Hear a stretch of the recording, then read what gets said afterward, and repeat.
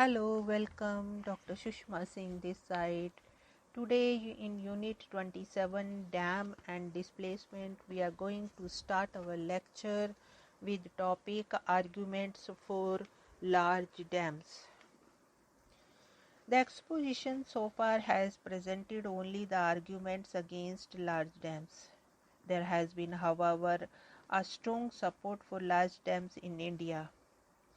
There are specialists such as economists, engineers, development planners, and agronomists who have defended the construction of large dams. The defenders of large dams have tried to answer the doubts about the efficacy of large dams and have been unconvinced by the hue and cry raised by the environmentalists and the social activists about the destructive potential of large dams. Large dams have been supported on the grounds that they are the best among the existing options in dealing with the crisis in irrigation, drinking water, and power. With nuclear energy being questioned for its safety with regard to radiation and the thermal energy for using non-renewable resources. The only viable source of the renewable energy is water resources. Hydel power is the cheapest, cleanest source of energy and a renewable resource. The lack of appropriate technology in the field of solar energy has left no other option but to tap hydel power. If this option is also opposed, the proponent argued there is no other viable choice left for meeting the energy requirement of the country. In 1960s, in India was characterized by a critical food shortage and the government singularly focused on the increasing food production. That is when concerned about efforts were made to introduce methods of increasing production. It is argued that the self-sufficiency achieved by the Indian government in the production of food grain is primarily due to its focus on improving irrigation facilities, increasing the area under cultivation, and its output by the use of the improved fertilizers and seeds.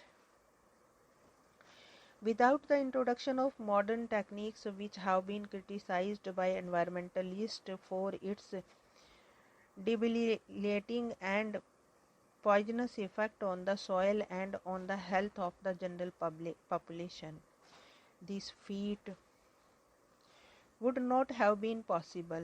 Thus, the first criticism presented by the defenders of large dam is that the latter is necessitated by the sheer scale of requirement of irrigation and power in the country. The Agricultural Division of World Bank listed a number of arguments in support of the large dams. The argument summarizes the views of the number of development planners and the engineers in support of large dams. An excerpt of their defense is presented below. The contest was their defense on the Sardar Sarovar Dam. While small dams have a role and are indeed a significant part of the overall development proposals for the Narmada Basin, they do not and cannot approach the scale of the benefit of the large dam. First, they are not as low cost as is often claimed. A study of small tanks in India by an international research institution found most of them to be uneconomic. Second, while a few good small dam remains that could be developed at modest cost, the cost escalates greatly as in the search for the large number of small dams needed for storing significant volume of water. One is compelled to tackle increasingly less suitable sites. Third, they fail to fill in the very year, the dry year when they are needed in the most. It was only the large dams that performed adequately for Gujarat in the last drought. Fourth, they inundated relatively massive areas of land. In the lower parts of the basin, this tends to be very fertile agricultural land, in the upper parts forest. Typically, small tanks around 40 to 100 size undulated almost as much as land as they irrigate. Around 0.9 of the hectare for every 1 hectare.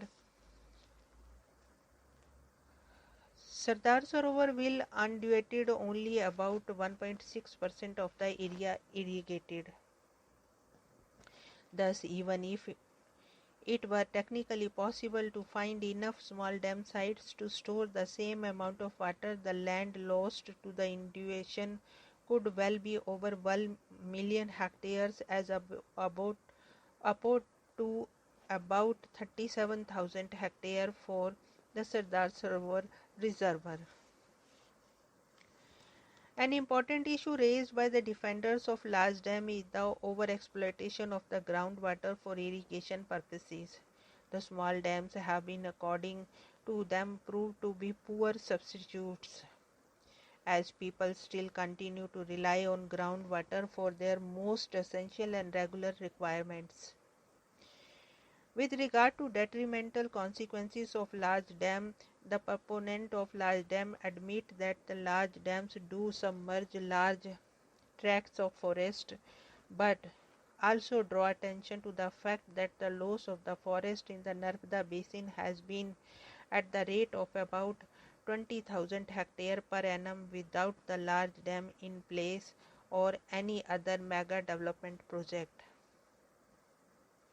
This is significant observation not only about the state of forest management in the country as a whole, wherein forest products are being extracted indiscriminately by encroachers and commercial interests, but also the increasing pressure on the forest to fulfill subsistence need of the people. This brings out the level of corruption, malpractice and inefficiency that exist in India with or without large dams. Development initiatives thereby get a bad name as the discrepancy in the implementation process is passed on to the plain itself. Also, there are of the option that planting trees in the irrigation area, which can also supply far greater supply of wood, can easily be make up for the loss. The regular supply of water from the large dam can improve general health conditions of the people, while the chances of getting waterborne diseases from the dam site can be controlled through appropriate preventive measures. A fact that is borne out by both sides is that the cost of large dam, or for that matter any development project, escalate with time. Indian development has been plagued by the delay in completing developmental projects, which not only increase expenditure but also intensifies the misery of the people affected by the project, who are left in an indeterminate state, neither in a state that they have lived with adjustment to thus far, nor settled in the promised land, where they were to be provided with a better life. As is evident, the debate is inconclusive. However, the debate has managed to arouse public interest in matter of development and increased transparency in the planning process. Hopefully, the debate will push for greater participation and involvement of concerned citizens as well as the affected persons of the large development projects in directing the course of economic and social development in the country. Here we want to close this lecture. Thanks for listening.